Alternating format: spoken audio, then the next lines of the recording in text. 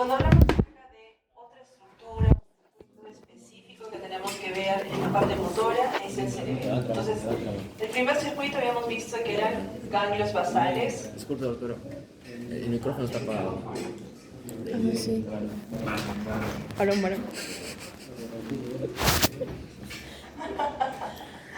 Van a ser, recuerden, los ganglios basales son el filtro, son los que nos permiten a nosotros seleccionar y ver qué movimientos sí tenemos que realizar y qué movimientos en realidad no son necesarios. Cuando hablamos acerca de cerebelo, estamos hablando acerca de un órgano que se va a encargar primordialmente del control de la coordinación. ¿Y qué tipo de coordinación? Estamos hablando acerca de la coordinación motora. ¿Listo? Entonces, cuando hablamos acerca de movimientos precisos, movimientos equilibrados, es el cerebelo quien se encarga de esa función. Procesa la información sensorial que le va a venir. ¿Recuerdan ustedes de qué vía? Vestíbulo espinal. Vestíbulo espinal, y también la parte motora para realizar algunos ajustes finos. ¿Qué zonas van a ser? Bueno, si ustedes recuerdan, van a tener, por ejemplo, el lóbulo anterior, el lóbulo posterior y el lóbulo flóculo nodular. ¿Listo? Y nosotros vemos que la información sensorial periférica se va a censar a través del vértice de la zona intermedia. Vamos a ver que también se va a recibir información motora de ambos hemisferios cerebrales y eventualmente lo que se va a hacer es coordinar. ¿Listo? Entonces vamos a tener dos fascículos que son muy importantes. El espino cerebeloso dorsal y el espino cerebeloso ventral. Si es que están partiendo en la médula y están yendo hacia el cerebelo, ¿qué tipo de vías son? ¿Son motoras o sensitivas? Sensitivas. Entonces miren, están recibiendo información sensitiva. Espinal dorsal y espinal ventral. Si es que es espinal dorsal, ¿qué tipo de vía es? Es una señal netamente sensitiva. Entonces eso ustedes ya lo saben. Y recuerden quiénes eran los que nos daban estas señales primordialmente. Usos musculares y receptores. Todavía no hemos visto receptores sensitivos, los vamos a ver más adelante, pero sí hemos visto el uso. ¿Alguien recuerda con qué se relacionaba el uso muscular? Con la motoneurona gamma. Ya, motoneurona gamma. Por tanto, ¿con qué vía? ¿O con qué parte de la motora estamos hablando? Estábamos hablando acerca de lo que es el tono muscular. Entonces, recuerden, cuando hablamos acerca de motoneurona gamma y estamos hablando acerca de usos musculares, estamos hablando acerca del tono muscular. Cuando vemos receptores sensitivos, vamos a ver información específica. ¿Listo? Entonces, en general, vamos a ver que el fascículo espino cerebeloso dorsal nos permite censar o saber el estado de contracción muscular, el grado de tensión de los tendones y la posición y la velocidad del movimiento. ¿Ok? Cuando hablamos acerca del fascículo espino cerebeloso ventral, este es un fascículo que nos va a llevar información respecto a señales motoras. ¿Listo? Eso también es bien interesante. Ahora, hemos dicho que la función es control de la coordinación motora. Por tanto, si nosotros queremos hacer algún movimiento suave y coordinado, va a ser gracias al cerebelo que vamos a poder hacerlo. Va hasta cierto punto integrar la parte motora de manera total, haciendo algo que se llama la selección de la acción. Y recuerden, para nosotros poder seleccionar qué es lo que vamos a hacer de manera fina, precisa, controlada, tiene que haber una acción de la corteza prefrontal. La corteza prefrontal nos tiene que decir, ok, en este momento no te muevas como si es que fueras una serpiente. Por ejemplo, estás en una clase, ¿listo? Entonces se controla y se inhiben aquellos movimientos que no son adecuados. ¿Qué pasaría si no tuvieran corteza prefrontal? Se paran, se podrían quitar la ropa, subir encima de la mesa. ¿Habría inhibición? No. ¿Listo? Muy bien. Respecto al equilibrio y la postura, sabemos que aquí trabaja en conjunto con el sistema vestibular. ¿Listo? Nosotros ya habíamos visto la función de la rama o del fascículo vestíbulo espinal y vemos que el cerebelo también ayuda a mantener el equilibrio y primordialmente también tiene una función en el aprendizaje motor. El cerebelo es esencial para que nosotros podamos aprender habilidades motoras nuevas. ¿Listo? Por ejemplo, si ustedes quieren ir a sala de operaciones y quieren operar, eso es una habilidad motora nueva. Y para eso necesitan que su sistema cerebeloso esté perfecto. Porque si es que su sistema cerebeloso no está bien, les van a enseñar a coser, pero no van a aprender. O les van a enseñar a quitar puntos y no van a poder. Menos aún seguir una secuencia más compleja como hacer una cirugía neuroquirúrgica o de repente una cirugía cardiovascular, en la que necesitamos una serie de secuencias para que nosotros podamos desarrollar. ¿Listo? Estas mismas habilidades se ven, por ejemplo, cuando una persona toca un instrumento musical o cuando monta una bicicleta.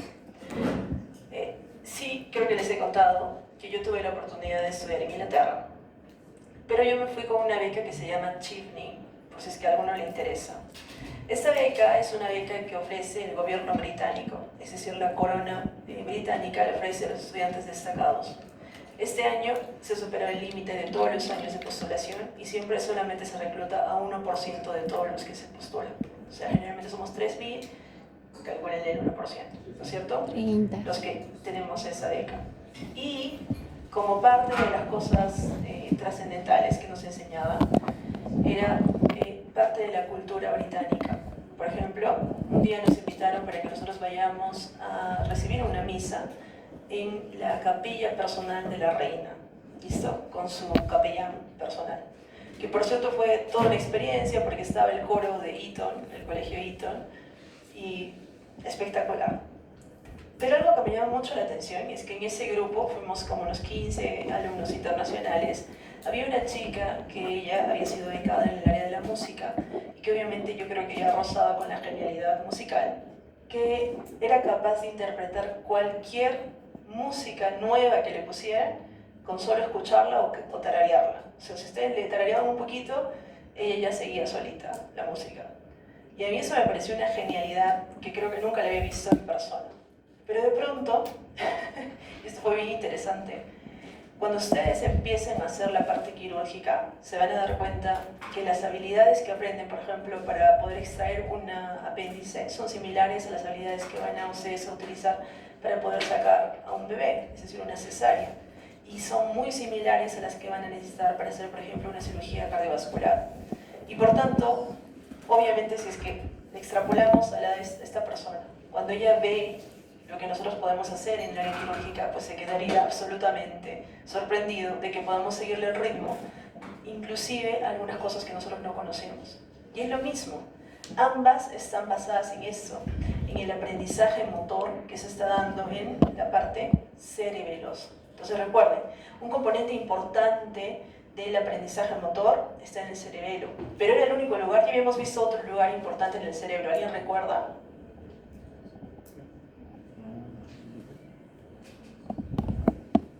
¿Se acuerdan en la zona premotora, cuando habíamos visto la zona suplementaria, un área específica para recordar los movimientos coordinados? ¿Se acuerdan? Entonces, miren, ya estamos viendo distintas vías, estamos armando el mapa para poder entender cómo funciona el movimiento. ¿Listo? Muy bien, ¿qué más va a suceder aquí?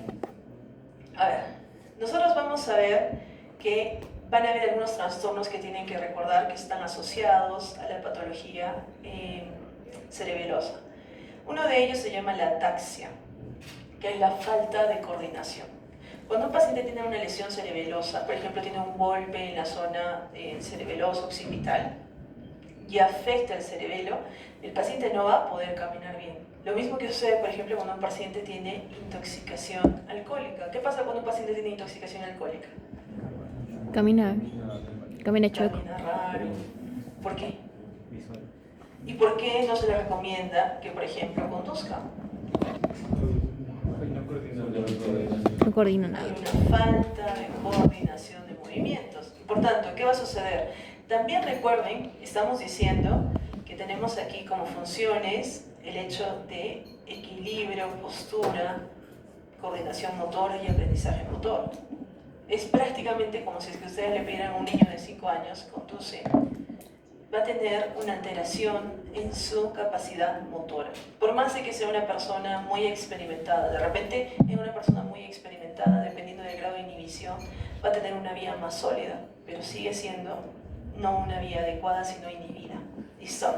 El temblor intencional también se da en esta zona y la dismetría, es decir, la incapacidad de juzgar la distancia o la escala de un movimiento, también va a estar aquí. Entonces, por ejemplo, cuando ustedes vean a un paciente, cuando camina, no se da cuenta, por ejemplo, que hay un hueco y siempre se le mete el pie, o de repente, cuando está manejando, no se da cuenta dónde voltear y puede generar algún accidente, tienen que pensar en dos diagnósticos diferenciales, ¿ok? El primer diagnóstico diferencial es que tenga una alteración cerebelosa. ¿Y cuál creen que es el segundo diagnóstico diferencial? Muy bien. Generalmente, para que nosotros podamos definir lo que es la visión en 3D, o sea, podamos ver lo que es la profundidad, necesitamos que ambos ojos tengan un adecuado nivel de visión. ¿Listo?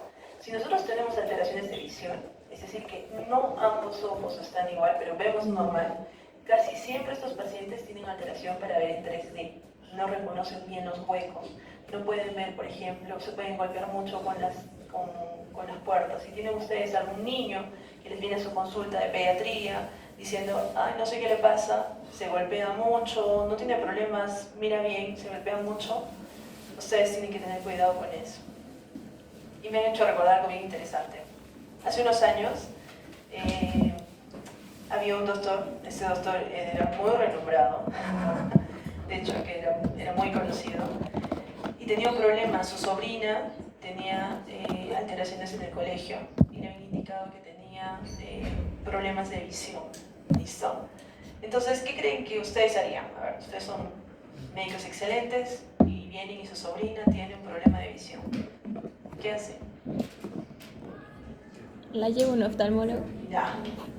La llevaron al oftalmólogo, le hicieron las pruebas necesarias, le hicieron de hecho la medición digital de la visión y estaba perfecta. Pero la niña mencionaba que tenía dificultad para ver. De hecho se le hacía como borrosa. Tal vez una resonancia para ver si tiene un glaucoma tal vez en el cerebro. Muy bien, le hicieron resonancia magnética para ver cómo está la zona retinal, perfecta, y también pensó en un tumor cerebral y no había, felizmente. Chale. ¿Qué más? ¿Qué hacen ustedes? Crecimiento de la pituitaria. Perfecto. Mm, ¿En algún vaso sanguíneo? No pensaron en eso, pero no tenía, estaba sanito.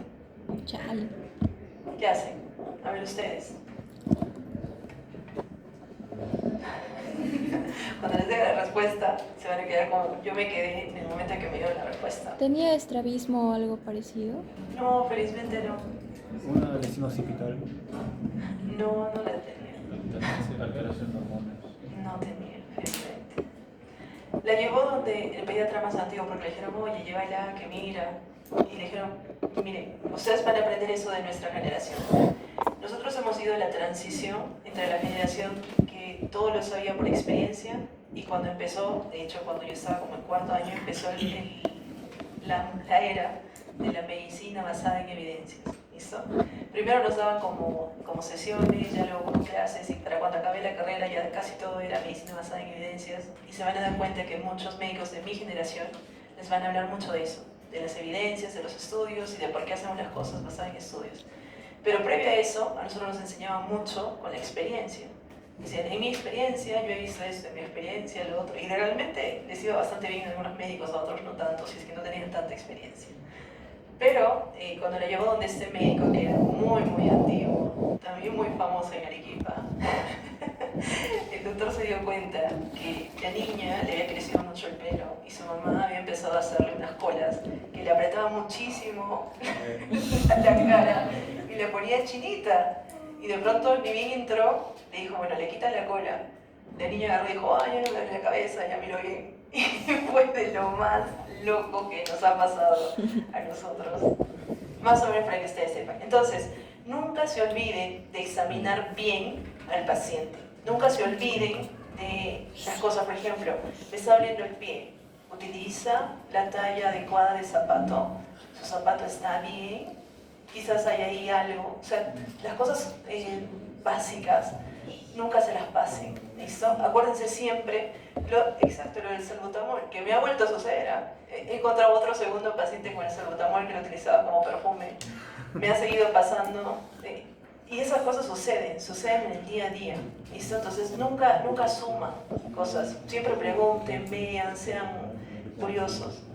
Doctora, una pregunta. Mi papá estudió ingeniería mecánica y me contó que llevaban un curso especializado para el dibujo y que siempre le comentó el doctor que le enseñaba que siempre en las promociones había una o dos personas que no podían dibujar en 3D. O sea, todos los dibujos tenían que ser así muy, muy detallados y en 3D. Y había personas que no podían y le decían que intentaban y se esforzaban por más que hicieran todo no podían dibujar en 3D. Pero como siempre le pasaba, le decían, ya no le cuentes a nadie y especialízate en algo que no tenga nada que ver con dibujo. Y eso, pero ¿por qué? O sea, ¿tiene que ver con esto, doctora? Él no podía dibujar. O sea, yo creo que lo más común que sucede en las cosas en 3D es el hecho de que nosotros tenemos algo que se llama compensación, ¿listo? Cuando un ojito no está bien, el otro ojito compensa. Y nosotros podemos tener nuestra visión bilateral y también nuestra visión unificada normal. Porque cuando nosotros vemos en 2D no hay problema, pero en 3D necesariamente necesitamos tener 20-20 en ambos para que nosotros podamos ver bien. Lo otro es el cerebelo. O sea, hay muchas personas que viven con lesiones en cerebelo y que no necesariamente saben. Hay personas que hacen cirugía y que no son muy buenos, no muy talentosos y les decimos que ya, dedícate a otra cosa. Y es bastante duro, es bastante cruel, pero a veces es un poco complejo, ¿no? Salvo que esas personas, hay rehabilitación por si acaso también. Sí. Pero bueno, ok. Entonces, de la médula espinal creo que nosotros ya habíamos visto, ¿no es cierto? El rol de la médula espinal es, por ejemplo, en el reflejo de los movimientos, también es el centro de integración, habíamos dicho. También es en esta zona donde hay la sinapsis con las motoneuronas alfa, que como habíamos dicho, eran encargadas de lo que son el movimiento generalmente voluntario, las gamas, el tono o tensión y longitud también, y las células de Renshaw, que nosotros ya decíamos que eran células inhibitorias que nos ayudaban a mantener el adecuado balance. ¿Listo? Y con respecto a las fibras propioespinales, vamos a ver que estas fibras van a conectar diferentes niveles o segmentos de la médula espinal. Y eso también lo habíamos visto un poquito, ¿no es cierto? Nos permitía lo que se llamaba coordinación multisegmentaria. Si yo voy a retirar la mano, yo necesito que mis pies estén bien firmes para que no me caiga. Y también, como habíamos dicho, facilita justamente estos reflejos complejos. A ver, esto es algo que quiero mostrarles porque me he dado cuenta que es un poco difícil para algunos de ustedes. A ver, en esta primera parte, si nosotros recordamos el homúnculo, ¿se acuerdan bien el homúnculo? Se los muestro. Sí. Ya se los muestro, ¿ya? Porque los he visto así como, sí. Sí me acuerdo. A ver, vamos a ver dónde está su homúnculo. Ya. Miren, miembros inferiores. Aquí necesito que todos estén concentrados, ¿ah? Los que están desconcentrados, este es el momento. Utilicen sus 2% de concentración. Fuercen a su prefrontal y miren aquí. Si aquí tenemos dedos del pie, tenemos el tobillo, miembro inferior, esta vía del homúnculo está irrigado ¿por quién? Por la arteria cerebral anterior. Si yo tengo un paciente que tiene un infarto y que justamente hay un trombo o hay una lesión en la arteria cerebral anterior, ¿qué tipo de alteración va a tener? En los miembros De inferiores. miembros inferiores, motora primordialmente, no se va a poder mover. ¿Qué pasa en el resto? Miren, la arteria cerebral media. ¿Qué parte del homúnculo está, con qué parte del homúnculo está relacionada? El de la cara. ¿Con quién? Mano. Miembros superiores. ¿Qué más? Rostro. Rostro y Lengua. lengua. Entonces, si yo tengo un paciente que viene con disartria o que viene con una alteración del lenguaje o se le han caído las manitos, ¿qué tipo de lesión tiene? ¿Qué vaso se ha afectado? La arteria cerebral Muy bien, la arteria cerebral media. media. Y ¿con qué está relacionada la arteria cerebral posterior? Miren esta zona. A ver, les voy a pasar sus músculos. ¿Ya la tienen? No, no la tienen, porque esta es otra parte. Esta es la parte de aquí. Un poquito, de repente, con boca, de repente. Clásicamente, ustedes van a ver a los pacientes que van a tener alteraciones de la cara, van a tener alteraciones del habla, y están relacionadas estas con la arteria cerebral media. Y si yo tengo alteraciones en miembros inferiores, estamos diciendo la arteria cerebral anterior. ¿Quedó claro eso? Ayer creo que hicimos una pregunta relacionada para que ustedes recuerden. ¿Ok? Muy bien. Ok. Sistema nervioso autónomo. Y de ahí entramos con fuerza a sensorial. ¿Listo? A ver, cuando hablamos acerca del sistema nervioso autónomo, recuerden que también a ese le vamos a llamar sistema nervioso, o SNA, o sistema nervioso somático autonómico, ¿no? Auto quiere decir que se da por sí mismo, nómico quiere decir que es una ley, es decir, que es algo que no necesita que nosotros tengamos una intervención. Va a suceder. Latidos cardíacos suceden sin que nosotros intervengamos. Respiración suceden sin que nosotros intervengamos. Son funciones que no necesitan nuestro nivel consciente, porque también se dan a nivel subconsciente. Esto es algo interesante. Cuando ustedes están durmiendo, ¿necesitan pensar en respirar? No. ¿Necesitan pensar en que su corazón lata? No. Entonces, recuerden, ¿qué era el nivel de conciencia? Que estemos así despiertos. Despierto, vigilia, estupor, ¿recuerdan? Coma, y luego ya, no hay más. Entonces, como generalidad, vamos a ver que hay dos tipos. El tipo que se llama el sistema de inervación doble, y el segundo tipo de sistema autonómico, que es el sistema nervioso entérico. Cuando hablamos acerca del sistema nervioso de inervación doble, yo creo que ustedes lo recontra conocen. Estamos hablando acerca del sistema nervioso simpático y del sistema nervioso parasimpático. Ambos tienen una relación hasta cierto punto como hermanos primos, ¿listo? Recuerden eso. Actúan en los mismos órganos con funciones que son antagónicas, ¿listo? Que son opuestas. Entonces, el sistema nervioso parasimpático, por ejemplo, favorece el reposo. Y en el reposo nosotros nos podemos permitir más cosas. Por ejemplo, nos podemos permitir digerir la comida. O sea, las funciones, por ejemplo, del aparato digestivo van a estar reguladas por el parasimpático.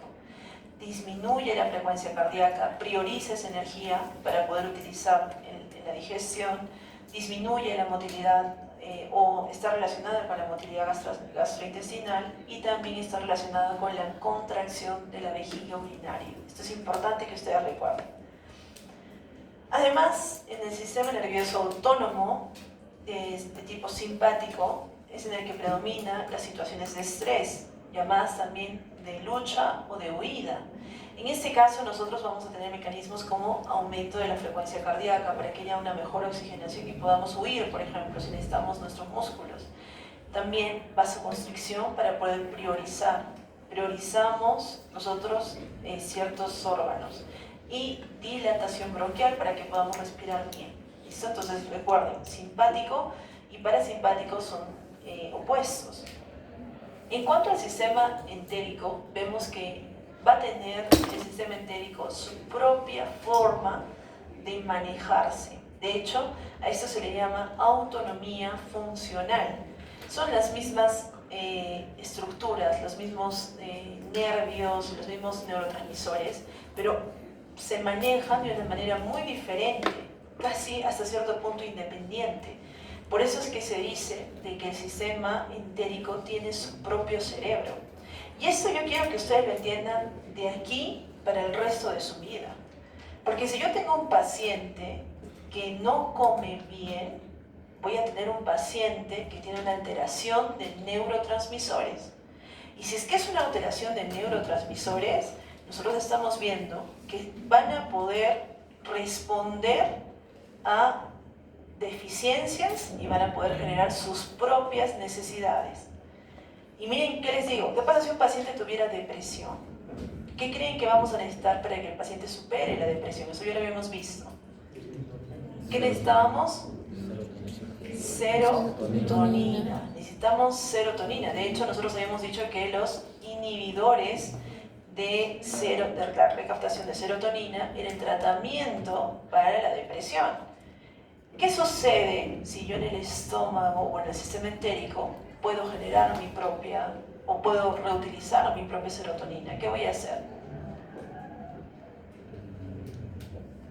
Voy a tratar de utilizar esa vía, ¿no es cierto?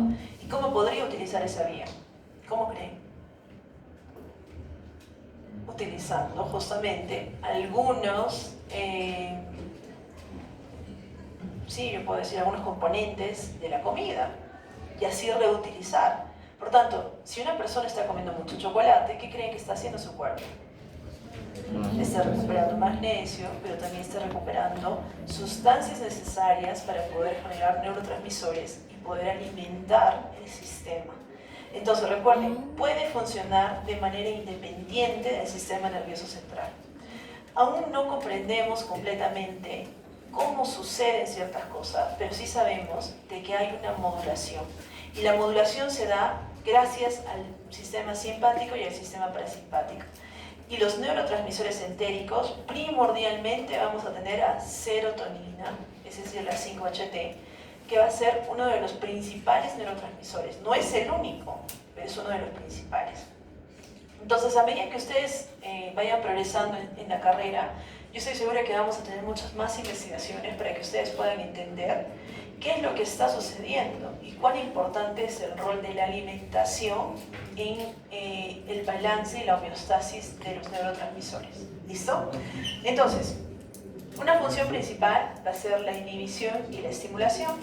Va a controlar la mayoría de las funciones viscerales, como por ejemplo, efectos viscerales en el músculo liso, en el músculo cardíaco, en las glándulas, también presión arterial, flujo sanguíneo, motilidad, secreciones, vaciamiento, sudoración. Todos ellos funcionan independientemente de lo que sucede en el sistema nervioso central. Y hemos dicho que la característica del sistema nervioso autónomo es que es rápido, tiene una rapidez muy alta para poder responder. Por ejemplo, en 3 a 5 segundos puede duplicar la frecuencia cardíaca, en 10 a 15 segundos puede subir la presión arterial, y en cuestión de segundos puede haber sudoración extrema y vaciamiento de la vejiga. Entonces estamos viendo que a diferencia de lo que sucede en el sistema nervioso central, nosotros acá tenemos muchísima rapidez. ¿Listo? Ahora, en cuanto a la organización, estamos viendo que se van a organizar en centros. Y los centros van a estar justamente a la mano, no tan rebuscados. Por ejemplo, uno de los principales centros va a estar a nivel de la médula espinal. Que aquí nosotros decíamos que teníamos fragmentos o segmentos en los cuales nosotros vamos a tener la función simpática y también la función parasimpática. Entonces, las fibras nerviosas simpáticas van a nacer de la médula espinal junto a los nervios raquídeos, van a pasar por la cadena simpática y después van a irse a los tejidos y órganos que resultan. La vía simpática va a estar compuesta por los segmentos medulares desde el T1 hasta el L2. ¿Y se acuerdan por qué utilizábamos esos segmentos medulares? Porque si recordábamos cómo era el movimiento del tronco, era limitado. Y por tanto teníamos espacio para poder ahí meter un poco más de fibras. Por tanto, los segmentos medulares del T1 al L12 van a ser los que van a estar relacionados justamente con las cadenas simpáticas. Miren. Aquí nosotros tenemos los nervios y aquí podemos tener las raíces simpáticas que van a formar algo que se llama la cadena ganglionar simpática. Si se dan cuenta, es como si nosotros le hubiéramos hecho copy-paste a la médula y la pusiéramos delante de ella. ¿Logran ver eso? Y esta médula, pseudomédula, que nosotros le vamos a llamar cadena ganglionar, va a tener funciones, va a poder coordinar. De hecho, muy parecido a lo que nosotros veíamos con la médula espinal, que nosotros teníamos ganglios, ¿se acuerdan? Estos se van a juntar, vamos a juntar varias vías para poder tener, por ejemplo, un ganglio celíaco, o el ganglio mesentérico, o el ganglio aortorrenal, el ganglio mesentérico inferior y el plexo hipogástrico. Entonces, miren, aquí nosotros vamos a ver cómo tenemos la médula espinal, tenemos la raíz ventral y vamos a tener un ramo que va a ser un ramo comunicante que nos va a permitir tener la sensibilidad simpática. ¿Listo? Entonces, ¿cuáles son los elementos de la vía simpática? Vamos a ver que estas cadenas van a ser dos. Son dos cadenas que van a estar en la parte paravertebral y van a formarse primordialmente por ganglios simpáticos. Estos ganglios habíamos dicho que están conectados con los nervios raquídeos y estos van a estar conectados en la zona lateral. Entonces, por ejemplo, miren, aquí tenemos un cuerpo vertebral. Detrás del cuerpo vertebral tenemos la médula espinal. Por la médula espinal teníamos dos ramas. ¿Se acuerdan ustedes cuáles eran? La rama posterior o rama dorsal y la rama anterior o ventral. Y nosotros decíamos que ambas se unían y formaban un cuerpo. ¿Se acuerdan ustedes cómo se llamaba? Muy bien, el cuerpo ganglionar, o bueno, el nervio raquídeo. ¿Listo? Y de aquí estamos viendo que salen ramos comunicantes. ¿Y esos ramos comunicantes con quién se van a comunicar? Con las cadenas simpáticas. Estamos viendo que son dos cadenas paravertebrales y estamos viendo que aquí van a haber ganglios simpáticos, que son formaciones, prácticamente como si es que ustedes tuvieran los fascículos. ¿Se acuerdan todos los fascículos que los teníamos dentro? Ahora imagínense que sacan un pedazo de fascículos y tenemos nuestros ganglios justamente cerca a la vértebra. Muy bien. Entonces, lo primero van a ser esta cadena de ganglios. Lo segundo van a ser los ganglios per se, que son los ganglios prevertebrales. Por ejemplo, aquí vamos a ver que tenemos el ganglio celíaco, el ganglio mesentérico, vamos a tener el ganglio mesentérico superior, el mesentérico inferior, los ganglios de la cadena simpática pélvica y entre ellos tenemos plexos. ¿Listo? Y recuerden, además de los ganglios vamos a tener nervios. Estos nervios van a partir desde los ganglios, se van a extender desde los ganglios hasta los órganos internos. Esos nervios van a tener un nombre, ya no son raquídeos, es decir, ya no salen de la médula raquídea, sino salen del plexo esplénico. Por eso se van a llamar nervios esplácnicos. ¿Listo? Y dentro de los nervios esplácnicos tenemos que recordar, por ejemplo, al nervio esplácnico mayor, que nace del T5 al T o T9 hasta el T10, va a perforar el diafragma y va a llegar hacia el ganglio celíaco. Tenemos el esplácnico menor, que está del T10 al T11, perfora el diafragma, está más relacionado con el ganglio aórtico córtico renal y el mesentérico superior. También tenemos el esplácnico inferior, llamado también primo, que está en la T12, perfora el diafragma para poder ir hacia el plexo renal. Tenemos el esplácnico lumbar, desde L1 hasta L4, que va a estar relacionada con el plexo mesentérico inferior, el hipogastro y sobre todo las funciones del colon y recto. Y tenemos los que van hacia la médula suprarrenal y están relacionadas con las células cromafines. Aquí es importante porque son estos los que van a estimular a las hormonas catecolaminérgicas, que son primordialmente, ¿quiénes? 80% adrenalina, 20% noradrenalina y en una menor proporción dopamina.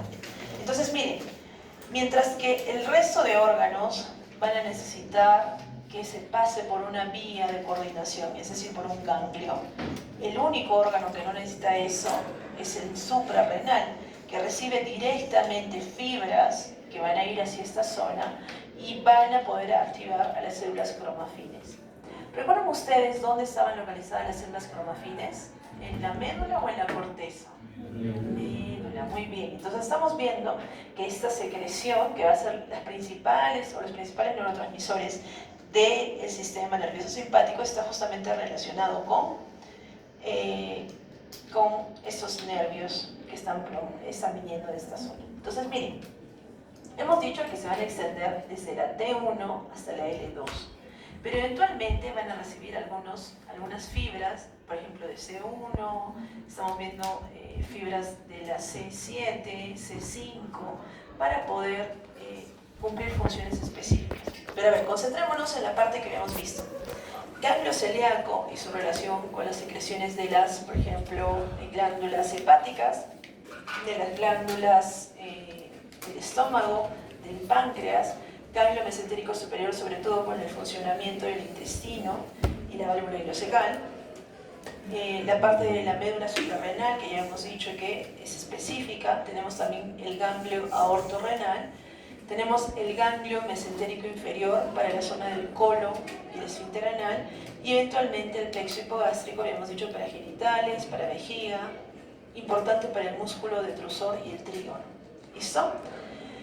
Ok, entonces, si tenemos aquí las vías neuronas simpáticas, tenemos la raíz dorsal y la raíz ventral.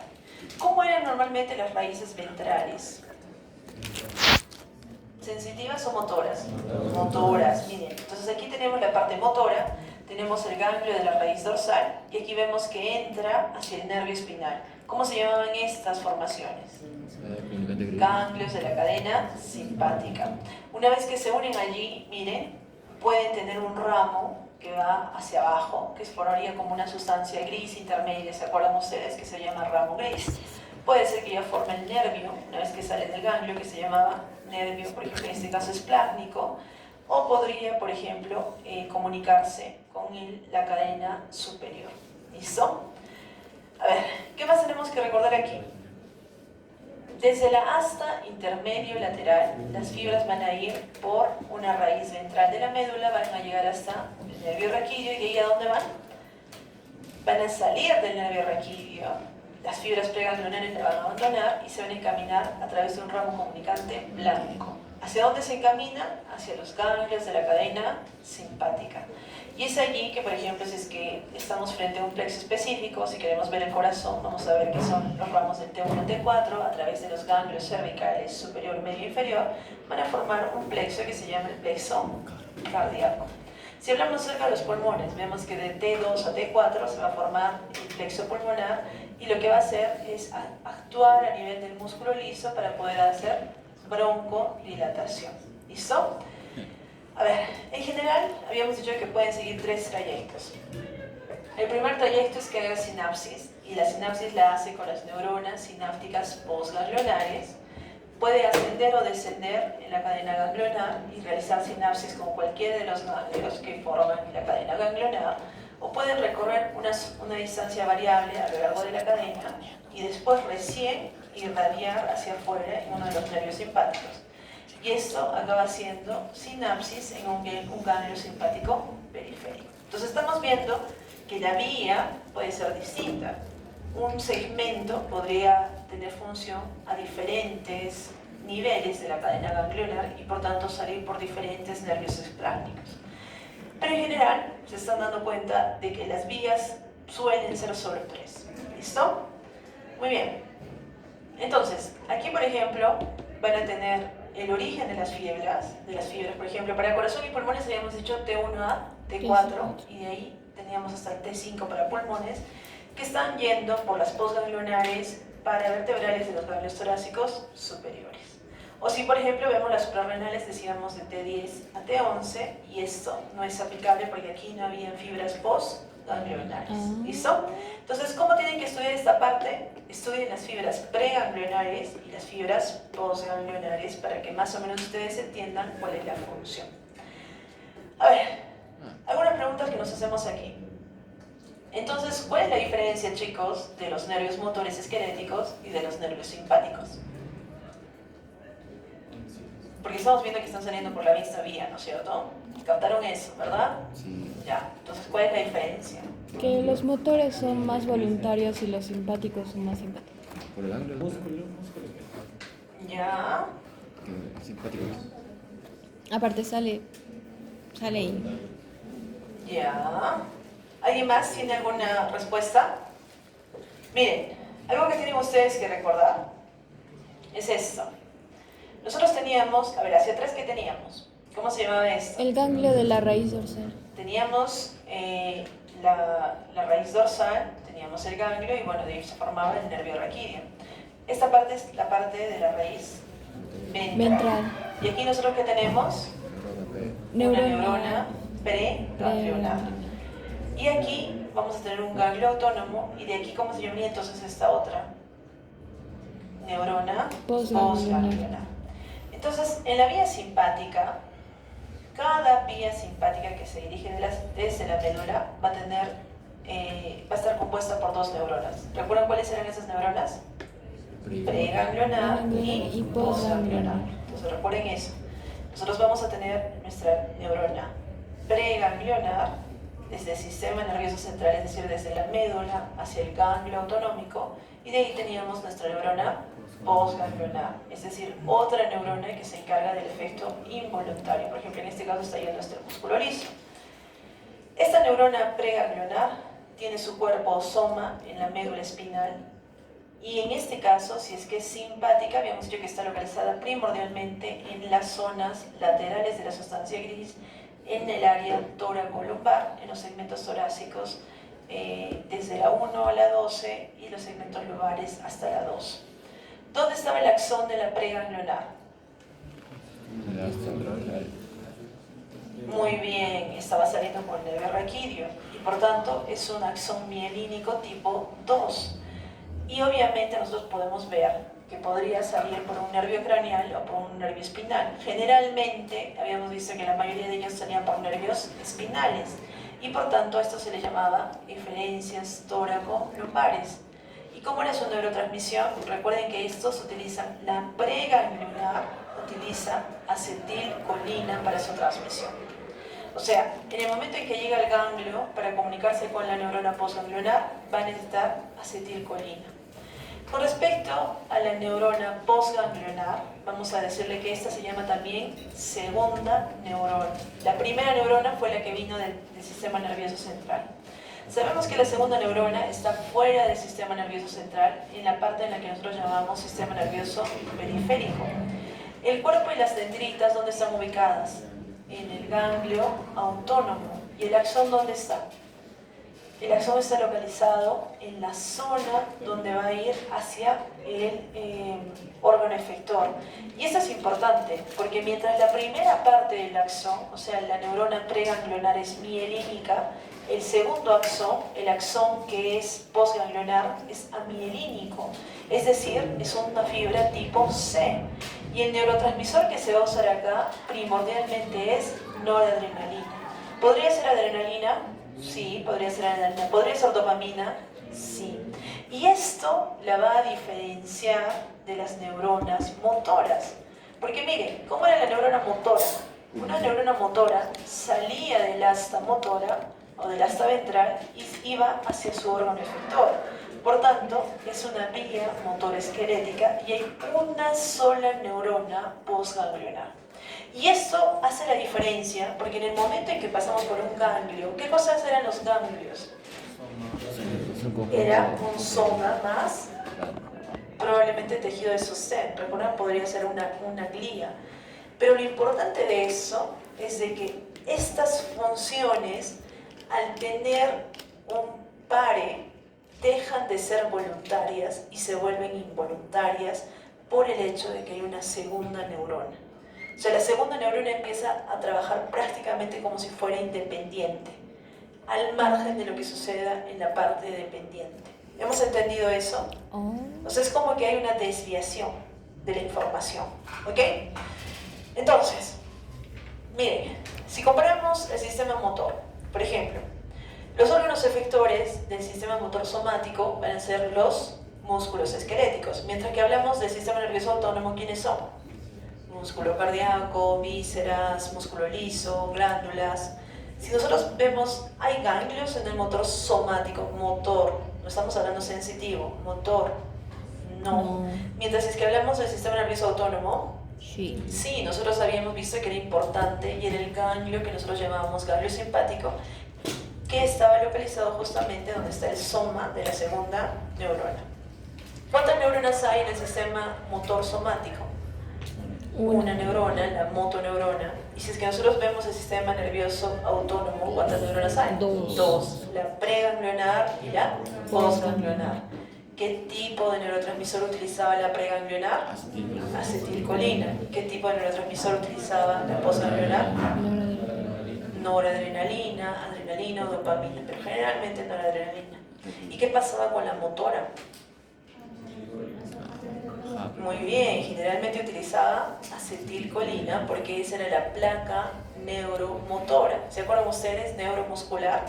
Entonces, el tipo de unión neuromuscular en el tipo de motor somático va a ser la placa terminal motor especializada, donde vamos a ver que la acetilcolina va a generar que entre el calcio, ¿se acuerdan ustedes? Y toda la despolarización. ¿Qué pasaba en el sistema nervioso autónomo? No hay especialización en la membrana postsináptica, es decir, cuando la segunda neurona llega al efector, todas las áreas del músculo liso van a contener proteínas receptoras para noradrenalina o para adrenalina o dopamina. ¿Listo? Entonces podemos ver de que van a funcionar sin necesidad de que trabajen ellas como sincicio. ¿Se acuerdan? Ahora, con respecto al impulso nervioso sobre el músculo, ya habíamos dicho que el impulso nervioso somático es solo excitador, mientras que el impulso nervioso autónomo, si es que es simpático, podría tener una función, o si es parasimpático, podría tener otra función. Si es que, por ejemplo, estamos hablando acerca de los intestinos, ¿cuál sería la función excitadora del autónomo? Parasimpático, muy bien. Ahora, respecto al tipo de fibras, veíamos que las fibras del sistema nervioso motor autónomo, motor esquelético, es grueso, es mielinizado, más o menos tenía 13 a 9 micras, y esto le da una conducción rápida. Pero si estamos hablando acerca del sistema o del sistema autónomo, ¿cómo era? Decíamos que no tenía mielina, era una conducción lenta, las fibras preganglionares y las postganglionares eran muy delgadas. Miren, las postganglionares son alrededor de 1 micra y las preganglionares de 3 micras. Entonces su conducción es lenta, no es una conducción como la que hay en el sistema autonómico, en el sistema motor esquelético. ¿Y qué pasa si es que denervamos? Si es que nosotros denervamos el motor somático, nos va a dar algo que se llama parálisis flácida. Si por allí yo no tengo el nervio que nos causa la contracción, porque hemos dicho que la única función es la contracción, ¿qué va a pasar con ese músculo? Se va a relajar, a eso le vamos a llamar flacidez. ¿Y qué va a pasar con un músculo que no tiene tono muscular? Se va a atrofiar. Y esa es la fisiopatología de las enfermedades que son motoras. Cuando yo tengo una enfermedad motora que causa denervación, nosotros vamos a tener parálisis flácida y atrofia. Son las dos cosas que tienen que recordar, que también les preguntamos el día de ayer. ¿Qué pasa con el sistema nervioso autónomo? El tono y la función muscular persisten, porque esto no tiene nada que ver con el tono y la función muscular. Pero ¿qué sucede con las células que se alteran? Las células blanco van a mostrar hipersensibilidad por denervación. Y esto es bien importante para cuando hablamos acerca de unas enfermedades adicionales. Y respecto a lo que me preguntaron, ¿qué sucedería si alguien se contagia de Clostridium difficile y Clostridium tetani? Es muy complicado, he tratado de buscar en PubMed si es que hay algo reportado, probablemente no, pero lo que sí comprendemos que podría de repente suceder es que hay en zonas de rigidez y zonas de flacidez, y por tanto como conjunto daría movimiento poco coordinado o incoordinación del movimiento y alteración, no podría tener una alteración adecuada, pero eso es un imaginativo, lo que pienso. ¿Listo? Muy bien, hasta aquí quedó claro la diferencia entre lo que es motor y lo que es autónomo, ¿sí? Doctora, si denervamos una fibra autónoma, digamos una glándula, esta ya no va a funcionar, ¿no? Recuerden que tenemos dos vías. Sí. Tenemos el simpático y el parasimpático. ¿Y si se seccionan ambas? Sería bien difícil, porque normalmente, digamos que a lo que se refiere, si tú seccionas la simpática, vas a tener más función de la parasimpática. O si tú seccionas la parasimpática, vas a tener más función de la simpática. Si se seccionan ambas, probablemente no habría ninguna función y la glándula se atrofiaría. Pero eso es poco probable en la realidad. En la realidad suele haber sección o de una o de la otra y por tanto hipersensibilidad a cualquiera de las dos vías. ¿Listo? A eso se refiere. Doctora, ¿por qué se hacen las simpatectomías? Porque leí que hacían... Sí, claro. Mira, eso tiene que ver mucho con lo que nosotros hemos visto aquí al costadito. Cuando hemos visto generalidades, hemos visto hacia dónde o cuáles son las funciones. A ver, ¿dónde está? Aquí.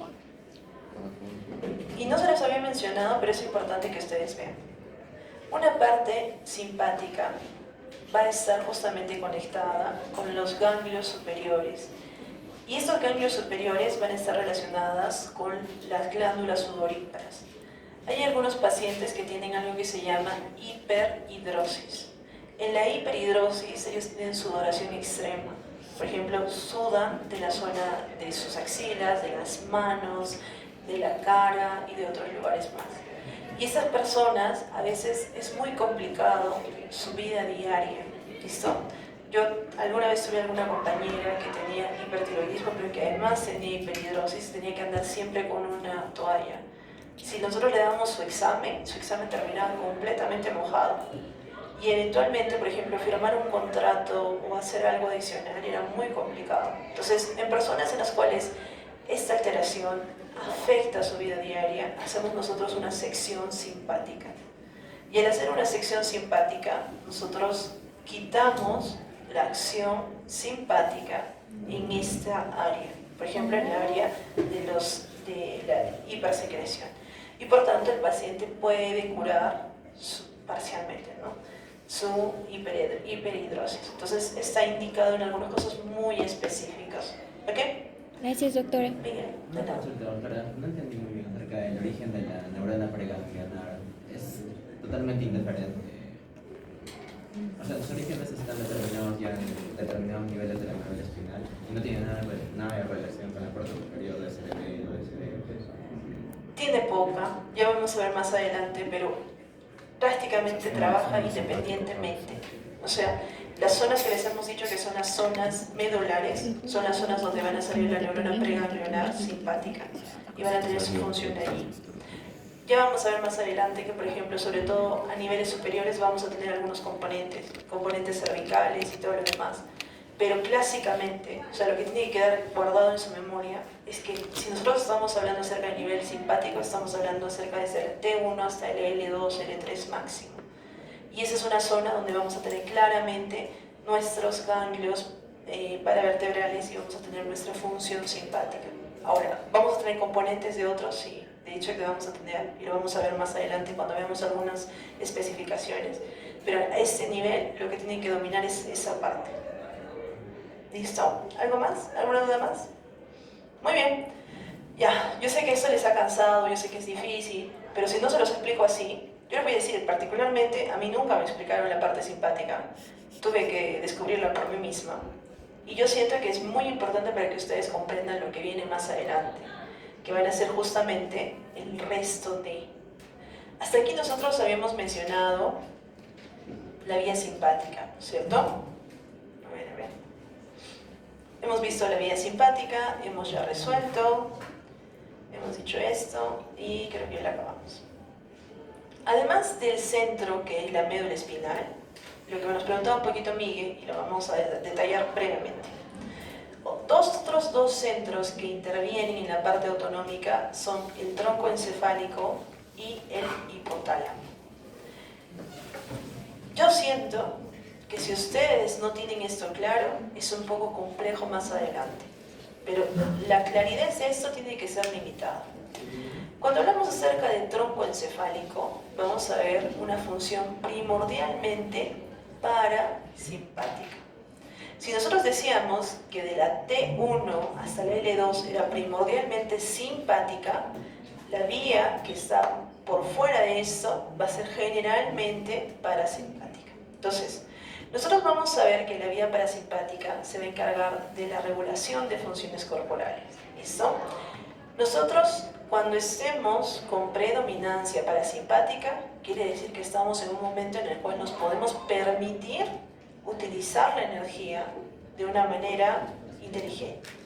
Y eso nuestro cuerpo le llama conservación de energía y estado de reposo. En este momento es como si nosotros cargáramos nuestros barcos, digestión.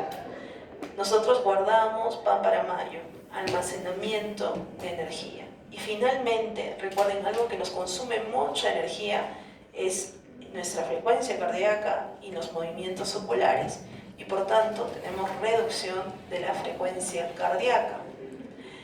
En la vía parasimpática, la neurona preganglionar, el cuerpo de la neurona preganglionar, es decir, el soma, va a estar en el encéfalo.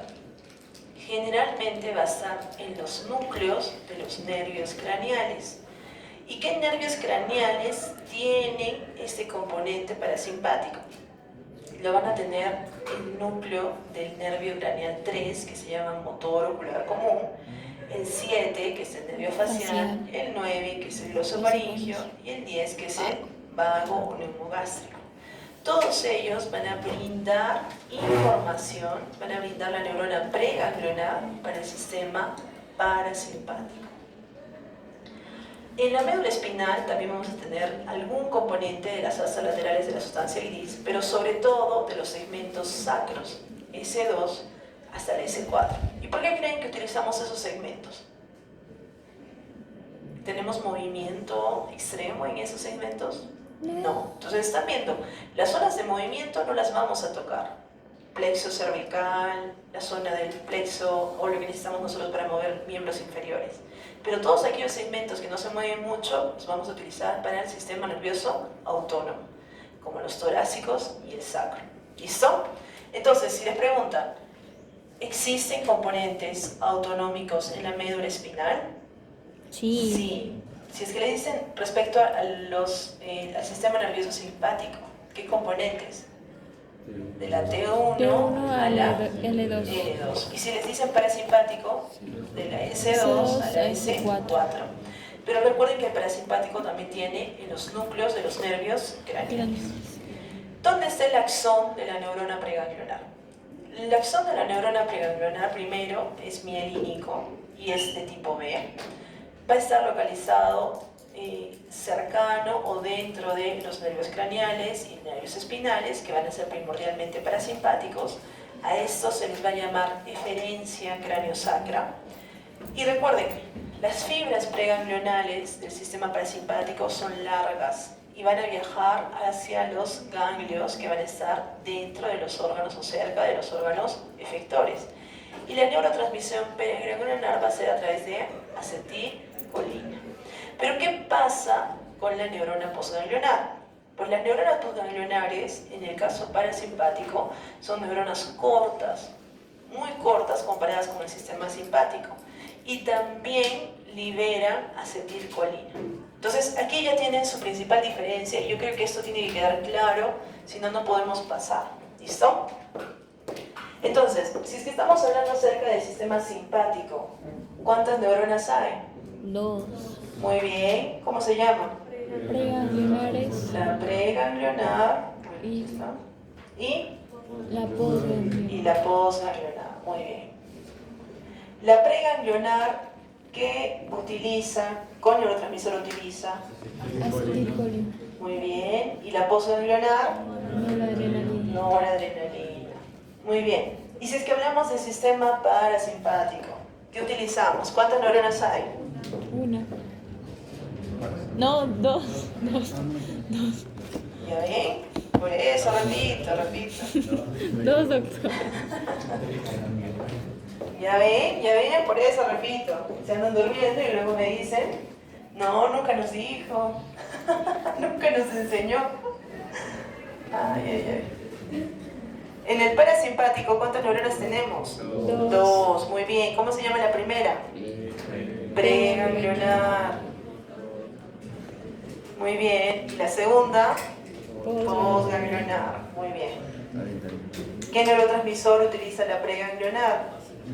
Muy bien. ¿Y la postganglionar? Acetilcolina. Entendemos eso, ¿verdad? Sí. Entonces, ¿podrían haber errores, ustedes creen? A ver, piensen bien. Estamos en un órgano efector. Tengo una neurona que va a secretar acetilcolina y tengo otra neurona que va a secretar noradrenalina. ¿Podría una despolarización parasimpática poder tener una función simpática? ¿O viceversa? Capaz. Es poco probable porque estamos viendo que son diferentes neurotransmisores los que van a estimular en un mismo órgano efector. ¿Ok? Muy bien. Entonces, ¿qué más tenemos que recordar? En general, la acetilcolina, ustedes recuerdan que se unen a receptores muscarínicos. Y estos receptores muscarínicos en los órganos diana van a desencadenar diversas respuestas según el tipo de receptor que tengan. Si recuerdan ustedes, los receptores de los neurotransmisores de acetilcolina eran del M1 al M5 y cada uno de ellos va a tener diferentes funciones. ¿Listo? Entonces recuerden, a grandes rasgos en parasimpático, el neurotransmisor que vamos a ver que está relacionado con la neurona preganglionar y postganglionar va a ser acetilcolina. Entonces miren aquí tenemos mesencéfalo, romboencéfalo con el par craneal 3, el facial, el 9 y el 10, o sea, el espinal. Y aquí nosotros vamos a ver cómo la neurona preganglionar va a llegar a un ganglio que se llama un ganglio parasimpático y estos se van a comunicar con la neurona postganglionar y nos van a permitir, por ejemplo, funciones diferentes. Pero a ese mismo órgano, claro, van a llegar lo que son las neuronas simpáticas. Ahora miren con respecto a el resto de órganos. Pulmones, corazón, hígado, vaso, digestivo, todos ellos van a tener también ramas justamente parasimpáticas. Y también vamos a ver que los nervios sacros primordialmente van a estar relacionados con la vejiga urinaria, con los órganos reproductores y con las glándulas suprarrenales y el riñón.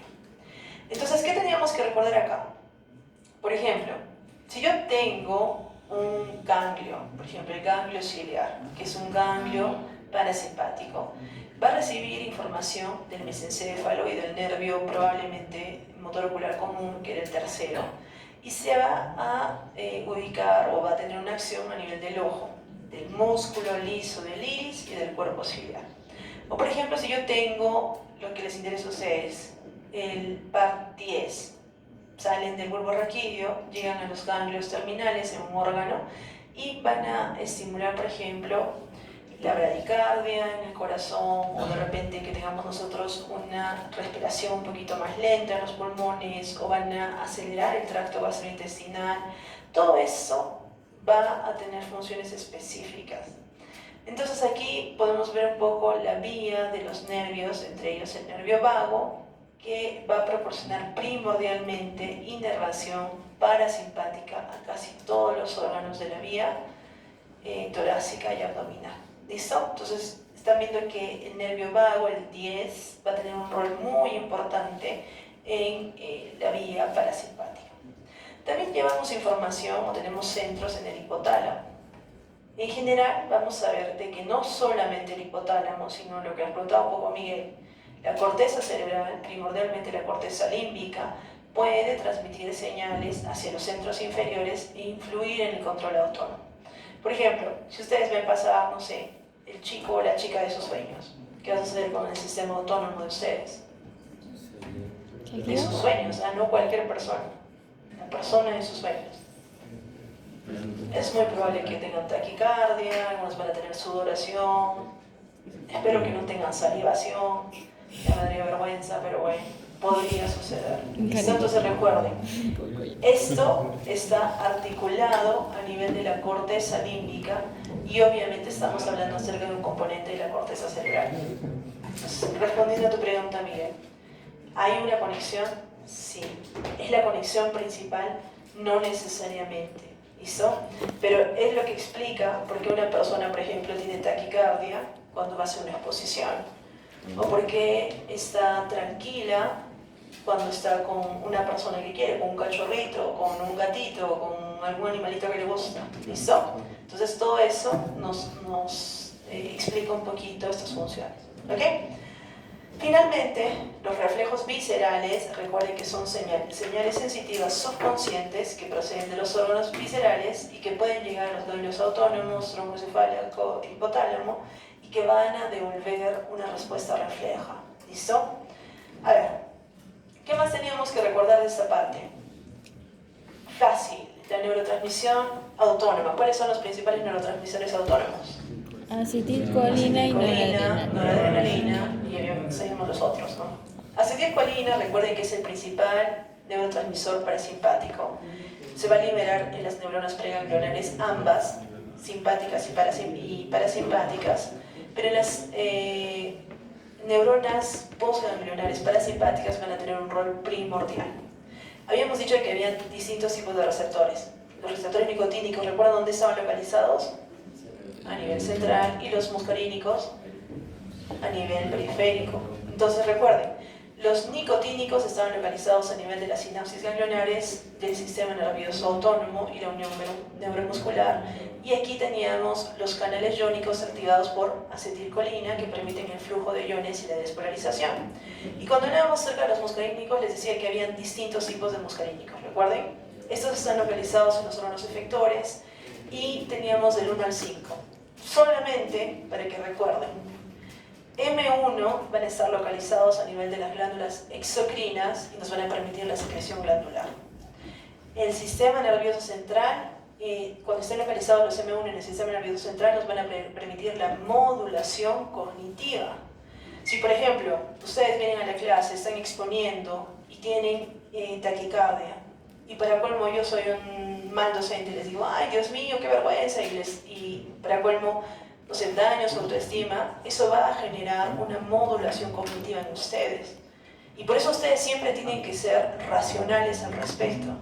Cuando ustedes estén asustados, digamos, van a hacer un nuevo procedimiento, o cuando ustedes tengan que hacer algo nuevo en la medicina, esto tienen ustedes que reconocer que pueden tener errores.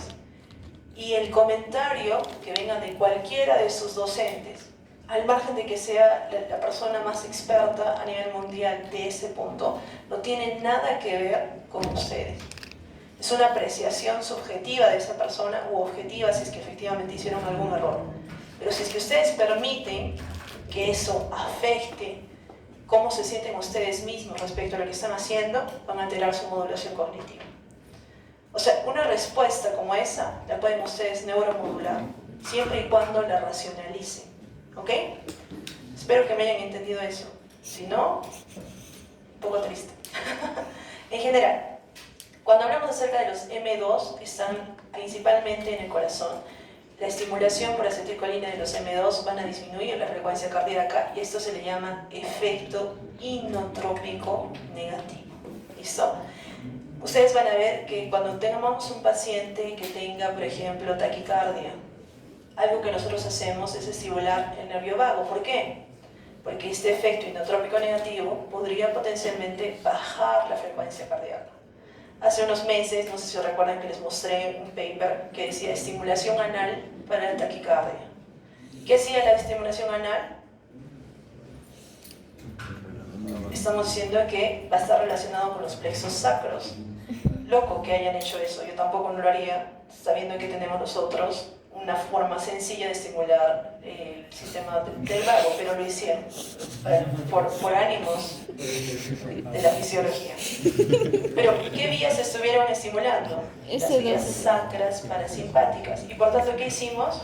Efecto inotrópico negativo. ¿Por qué? Porque sobreestimularon el cuerpo de acetilcolina y eventualmente estos actuaron sobre los M2 cardíacos. No estén haciendo esas cosas. Ese fue un estudio chino, a mí tampoco no me gustó. Por favor, traten ustedes de orientar su creatividad a otras áreas. ¿Listo?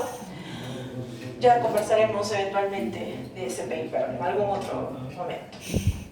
En general, recuerden que a nivel M2 se actúa inhibiendo las vías de adenilato ciclasa y esto disminuye la concentración de AMP cíclico.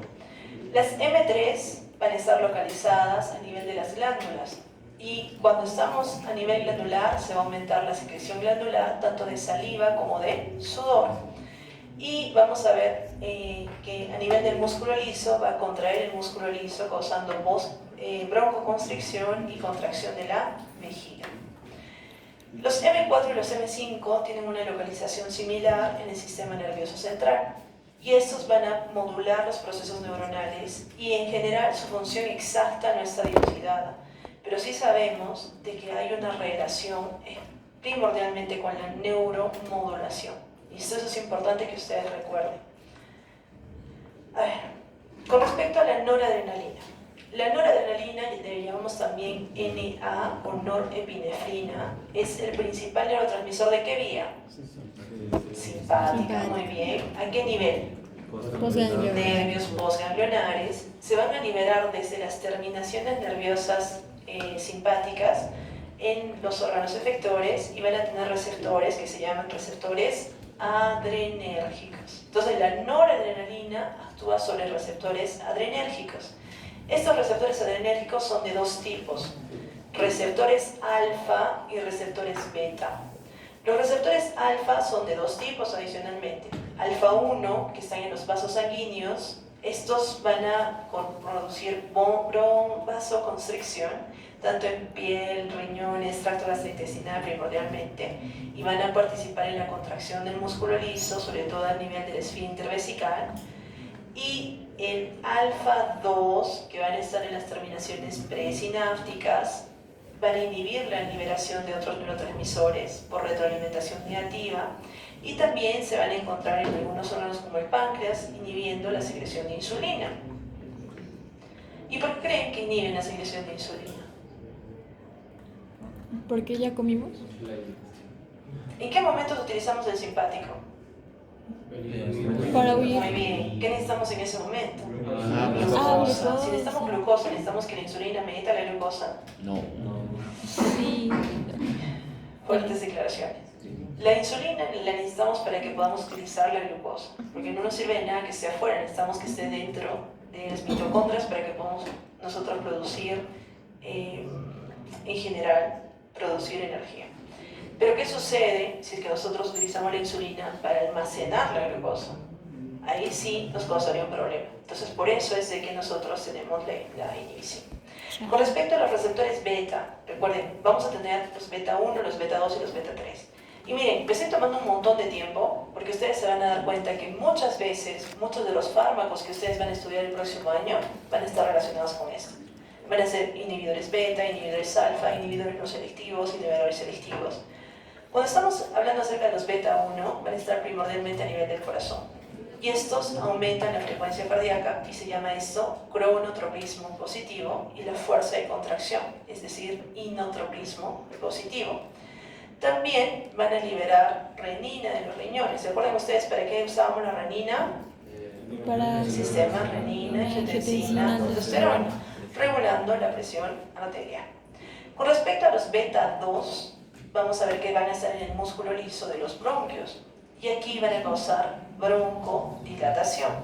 También vamos a ver que en los vasos sanguíneos causan vasodilatación y promueven la glucogenólisis, es decir, que a nivel del hígado se pueden romper las cadenas de glucógeno y poder formar más glucosa. Y los beta 3 son aquellos que van a estar relacionados con el tejido adiposo, es decir, que van a estar involucrados con la lipólisis, liberando ácidos grasos para ser utilizados como fuente de energía. ¿Qué pasa si yo creo un receptor que es adrenérgico, que es agonista, o sea que actúa a nivel de los receptores beta 3? Yo no voy a tomar. Conversión de grasa en ácidos grasos.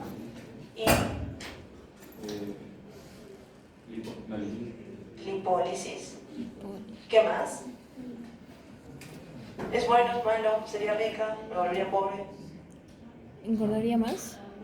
¿Engordaría más o engordaría menos si hay lipólisis? O sea, si no hay lipólisis. Muy bien, muy bien. Podría ser promocionado como un excelente método para poder regular el peso corporal. ¿A costa de qué?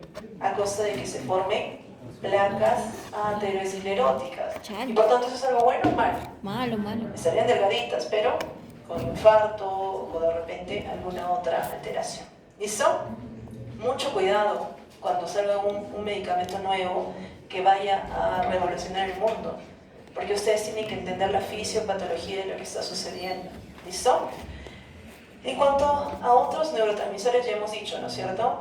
adrenalina muy importante, que es secretada a nivel de la médula suprarrenal, actúa a nivel de los receptores adrenérgicos, tanto beta como alfa, y por tanto potencia la respuesta simpática en cuestiones de estrés y también la respuesta de lucha y huida.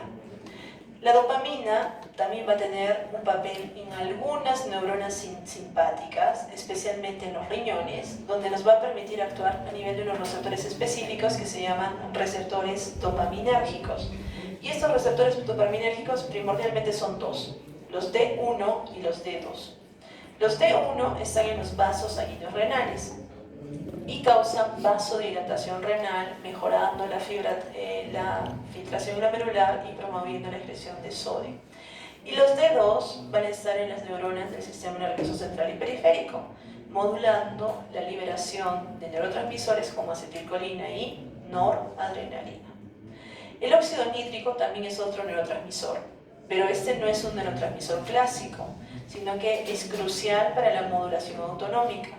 Juega un papel entonces como modulador.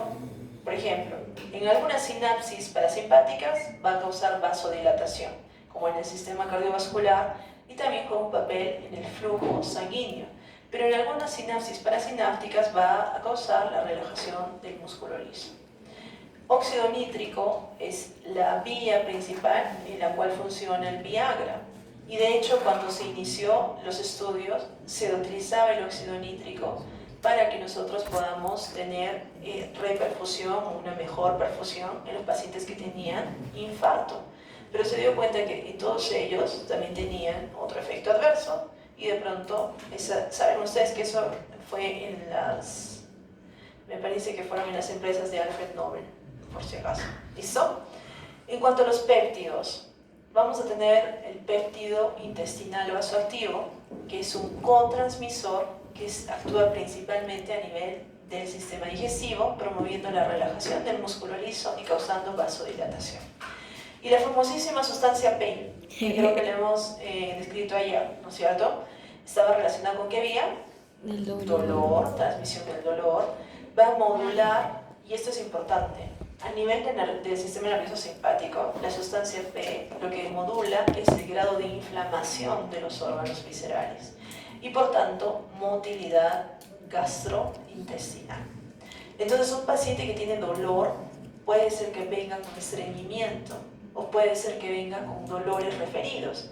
Por ejemplo, ustedes van a ver que algunos pacientes que tienen, sobre todo los niños, que tienen una alteración, como por ejemplo faringoamigdalitis, van a venir con un dolor muy parecido a una apendicitis. Y eso se va a llamar, ¿alguien sabe cómo se llama?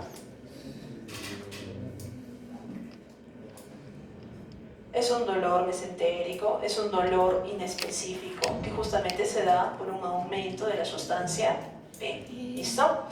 También vamos a tener los purinérgicos, como el ATP o el adenosina trifosfato y la adenosina, que van a actuar como cotransmisores en las sustancias, en las sinapsis autónomas. Recuerden, a nivel del sistema nervioso entérico van a ayudar a la regulación del músculo liso, y la adenosina per se, ¿se acuerdan ustedes qué función tenía? Neuromodulador. Ya, recuerden que es un derivado del ATP, actúa como un neuromodulador e inhibe la liberación de otros neurotransmisores en situaciones de hipoxia y de estrés celular. Y finalmente el neuropéptido Y. El neuropéptido Y, recuerden que se libera junto con la noradrenalina en las sinapsis simpáticas y lo que hace es potenciar la respuesta simpática. Regula el tono vascular causando vasoconstricción y en estrés prolongado puede regular el apetito. Para que terminemos esto y ya podamos terminar la próxima semana lo que es simpático, recordemos que el sistema nervioso autónomo va a contar con distintas vías, con distintos mecanismos de regulación. ¿Listo? Lo primero que podemos hacer es recordar que el sistema tiene que regularse dependiendo de las necesidades. Por ejemplo, retroalimentación negativa. Esto va a suceder cuando hay neurotransmisores que van a retroalimentar. Por ejemplo, cuando tenemos un receptor alfa-2 adrenérgico en las sinapsis simpáticas, vamos a ver que la noradrenalina se va a unir a esos receptores alfa-2, inhibiendo la liberación de algunas otras neuronas que liberen noradrenalina, y esto previene una sobreestimulación en el órgano efector. Lo mismo sucede con la acetilcolina. Cuando se liberen los terminales parasimpáticos, estos pueden unirse, por ejemplo, a N2 presinápticos e inhibe su propia liberación. O sea, ella misma se va a inhibir. Luego tenemos la retroalimentación positiva, como lo que hemos dicho, que un neurotransmisor podría potenciar a otro. Algunos de ellos, por ejemplo, pueden ser las catecolaminas, adrenalina, noradrenalina, dopamina, noradrenalina, en situaciones de estrés. Los receptores heterotrópicos, estos son los que van a influir a otro tipo de neurotransmisores, por ejemplo, a través de activaciones. Cuando nosotros tenemos acetilcolina, esta puede inhibir que se libere noradrenalina. Y este tipo, recuerden, los heterotrópicos son esenciales para que no se crucen o para que haya una modulación cruzada entre los sistemas simpáticos y parasimpáticos. También hemos visto los cotransmisores, como el péptido Y y el neuropéptido vasoactivo, que nos van a permitir potenciar, por ejemplo, la respuesta simpática. La regulación con autorreceptores, estos van a estar ubicados en la misma célula. Aquí, por ejemplo, tienen que recordar el autorreceptor de beta-2 adrenérgicos, en los cuales nosotros vamos a ver que se potencia la acción. Y la regulación central, cuando vemos que el hipotálamo y otras áreas del sistema nervioso central empiezan a regular y activan las vías. Por ejemplo, aquí tenemos corteza, hipotálamo bulbo, médula espinal, que van a liberar o que van a descargar. Vamos a tener una descarga a nivel del ganglio cervical y a nivel de la neurona postneuronal, y eventualmente vamos a ver que el beta-1 va a ser estimulado, pero el muscarínico va a ser inhibido a través de las vías del AMP cíclico. ¿Listo? Ahora, recuerden que el sistema límbico, que incluye estructuras como la amígdala, también hemos dicho que va a estar relacionada con respuestas autonómicas. Y estas respuestas autonómicas son respuestas emocionales, del comportamiento o de la regulación de lucha y huida. ¿Listo? Miren, simpático, utilícenlo sobre todo para repasar la parte de neurotransmisores, que saben que es unas cuantas preguntas fijas del examen. O sea, sí o sí les van a venir neurotransmisores, pero sobre todo neurotransmisores y su función.